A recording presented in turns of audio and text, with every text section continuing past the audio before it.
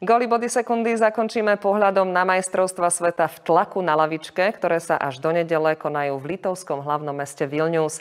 Darí sa aj našim reprezentantom, ktorí vybojovali už 7 medailí. Dorastenec Jakub Závodný získal v kategórii nad 120 kg zlatú medailu.